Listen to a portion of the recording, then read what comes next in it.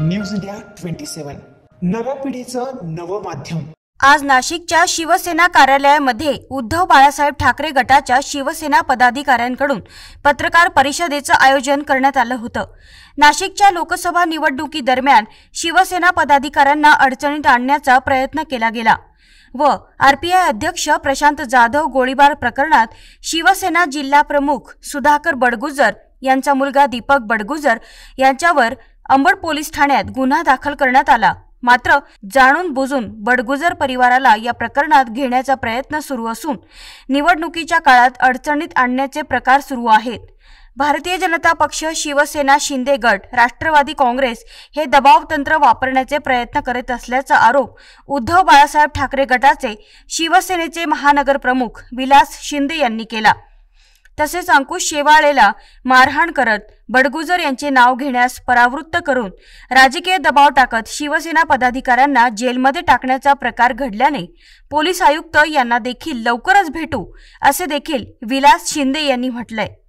लोकसभा निवडणुकीत शिवसेना पदाधिकाऱ्यांना तडीपार करण्यात आले होते आणि हा हेतुपुरस्पर प्रकार आहे। जे होतंय ते चुकीचं होत असून निवडणुका जिंकण्यासाठी असे प्रकार होता कामा नये। बडगुजर आणि वसंत गीते हे विधानसभा निवडणूक लढवणार असल्याचे त्यांनाच टार्गेट केलं जातंय। त्यामुळे या कारवाईला महायुती जबाबदार असून हा प्रकार संजय राऊत यांना माहीत आहे। त्यामुळे संजय राऊत हे खपवून घेणार नाहीत व लोकसभा निवडणुकीत जनता महाविकास आघाडीसोबत असल्याचे दिसून आले। तसेच शिवसेना गुन्हेगारांना पाठीशी घालत नाही, मात्र कोणाची मानसिक हानी करणे हे लोकशाहीला मान्य नाही। त्यामुळे पोलिसांनी उगाचच दबाव तंत्र टाकू नये। पक्षाच्या सर्व पदाधिकाऱ्यांनी प्रेस घेतलेले आहे सविस्तर।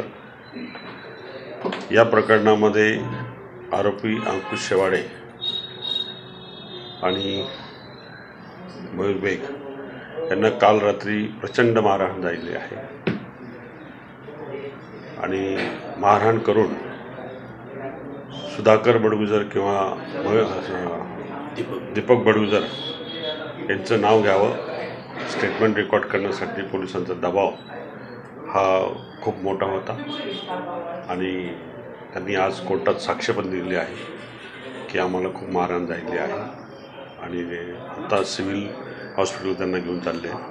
तर जजने सिरियस घेतलं की चुकीच्या कस्टडीमध्ये असताना पोलिसांना मारहाण करता येत नाही, कायद्याचं उल्लंघन झालेलं आहे आणि दबावापोटी कोणाचं तरी नाव घ्यायचं ही कृती बरोबर नाही। त्यामुळे हा जाहीर निषेध आम्ही शिवसेना पक्षाच्या वतीने करतो। तर शहरातील कायदा सुव्यवस्था अबाधित राखण्यासाठी काम करावे असे पदाधिकाऱ्यांकडून सांगण्यात आले। विधानसभा निवडणुकीसाठी पश्चिम मतदारसंघातून बडगुजर हेच उमेदवार असल्याने बैठक सुरू झाल्यात, मात्र त्यांना डॅमेज करण्याचे षडयंत्र उगीच रचू नये, अन्यथा शिवसेना रस्त्यावर उतरेल व भविष्यात मोठे आंदोलन करेल असा इशारा शिवसेनेचे संपर्क प्रमुख दत्ता गायकवाड यांनी दिला। की नाशिक जिल्ह्यामध्ये आपण बघताय मोठ्या प्रमाणामध्ये या ठिकाणी गुन्हेगारी वाढती आहे।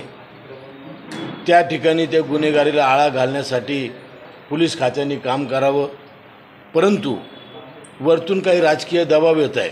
आता जे काही आपण बघितलं काही गुन्ह्यामध्ये हेतुपुरस्कर बडगुजर किंवा त्यांचा मुलगा किंवा त्यांच्या फॅमिलीला कोणाला तरी अडकवण्याचं काम त्यांना करायचं आहे आणि म्हणून अशा पद्धतीने जर केवळ राजकीय लोकांचं ऐकून किंवा राजकीय दडपणानं खाली पोलीस खातं काम करणार असेल तर याचा आम्हाला निषेध करायचा आहे। लोकसभेलाही आम्ही बघितलेलं आहे, लोकसभेच्या निवडणुकीमध्ये देखील अतिशय स्पष्टपणे महाविकास आघाडीचा उमेदवार निवडून येईल हे चित्र स्पष्ट झाल्यानंतर शिवसेनेच्या अनेक लोकांवर तडीपाराच्या नोटिसा बजावल्या निवडणुकीच्या अगोदर।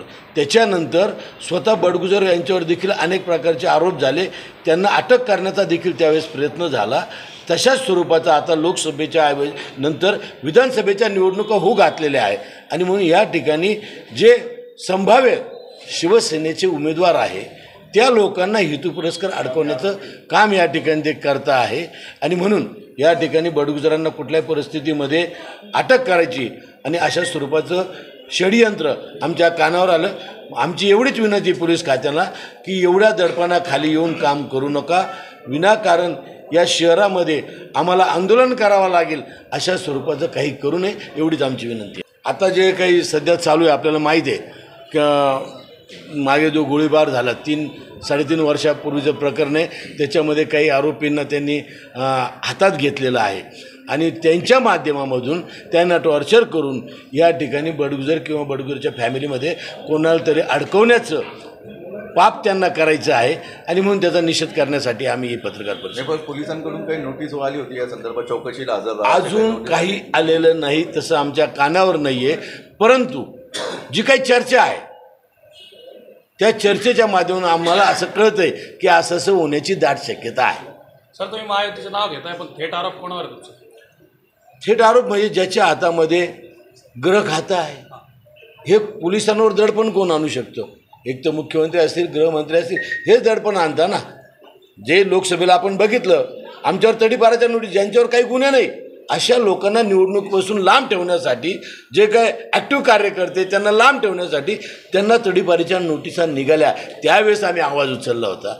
आज विधानसभेच्या निवडणूक आहे, त्या निवडणुकीमध्ये देखील जे पक्षाचे प्रमुख आहे, जिल्हा प्रमुख आहे, त्यांची फॅमिली किंवा त्यांना अडकवण्याचं षडयंत्र सुरू झालं आहे, आमच्या कानावर आलं आणि म्हणून या ठिकाणी निषेध करायचा आहे. अशा घटना घडता कामा नये, लोकशाहीची हत्या होता कामा नये, एवढीच आमची विनंती. पण आपलं शिष्टमंडळ पोलीस आयुक्तांना भेटलं आहे या संदर्भामध्ये शिवसेनेचे नेते आदरणीय संजय राऊत साहेब यांनी सकाळी अतिशय स्पष्टपणे सांगितलेलं आहे. त्यांनी प्रशासक किंवा पोलीस खात्यांशी देखील त्यांचं फोनवर चर्चा झालेली आहे. या संदर्भामध्ये आज ते माननीय उद्धव साहेब आणि संजय राऊत साहेब हे दोघंही संभाजीनगरच्या दौऱ्यावर असल्यामुळे तिकडून आल्यानंतर संध्याकाळी राऊत साहेबांशी बोलणं करू. पुढं आम्ही काय करायचं ही भूमिका देखील आम्हाला पक्ष सांगेल, त्या पद्धतीने आम्ही करू. एवढं असून जर कारवाई झाली तर पुढची भूमिका काय राहणार आहे? आम्ही आंदोलन करू. दुसरं आम्ही काय करू शकतो? लोकशाहीमध्ये एवढंच एक शस्त्र आहे जे आम्ही आंदोलन करू, दुसरं शस्त्र काय?